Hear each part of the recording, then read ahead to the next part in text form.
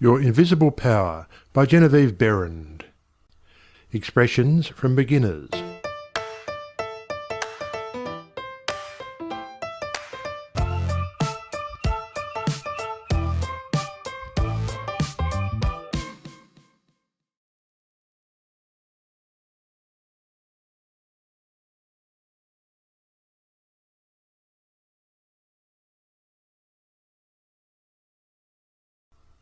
Hundreds of persons have realised that visualising is an Aladdin's lamp to him with a mighty will.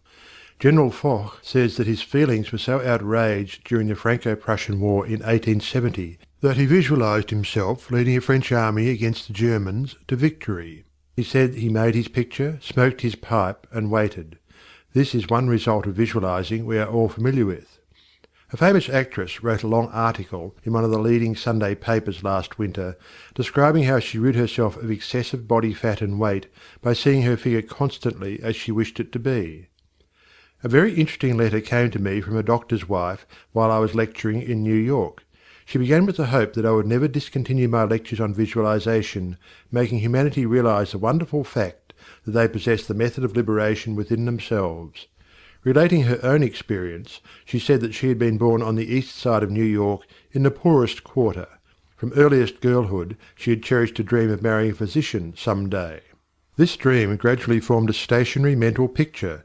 The first position she obtained was in the capacity of a nursemaid in a physician's family. Leaving this place, she entered the family of another doctor. The wife of her employer died, and in time the doctor married her, the result of her long-pictured yearning.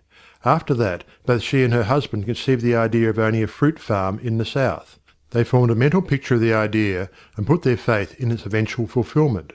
The letter she sent me came from their fruit farm in the south. It was while at the farm that the doctor's wife wrote me. Her second mental picture had seen the light of materialization. Many letters of a similar nature come to me every day. The following is a case that was printed in the New York Herald last May. Atlantic City, May 5th. She was an old woman, and when she was arraigned before Judge Clarence Goldenberg in the police court today, she was so weak and tired she could hardly stand. The judge asked the court attendant what she was charged with. "Stealing a bottle of milk, Your Honour," repeated the officer. "She took it from the doorstep of a downtown cottage before daybreak this morning."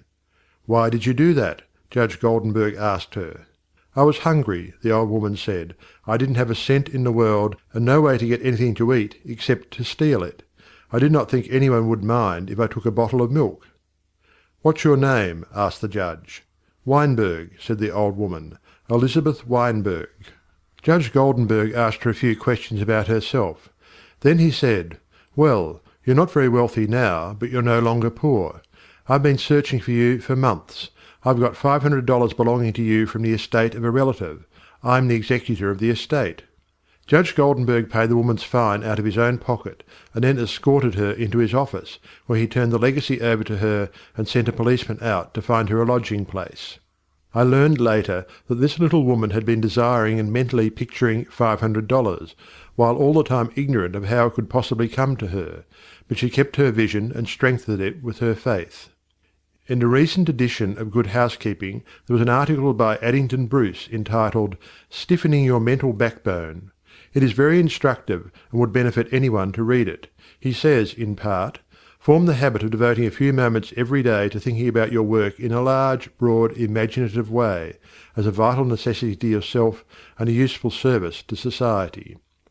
Huntington, the great railway magnate, before he started building his road from coast to coast, said that he took hundreds of trips all along the line before there was a rail laid.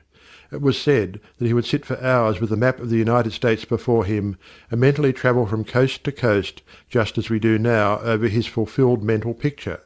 It would be possible to call your attention to hundreds of similar cases.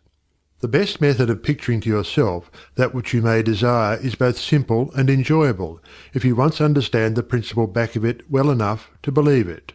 First, and above everything else, be sure of what it is you really want. Then specialize your desire along these lines.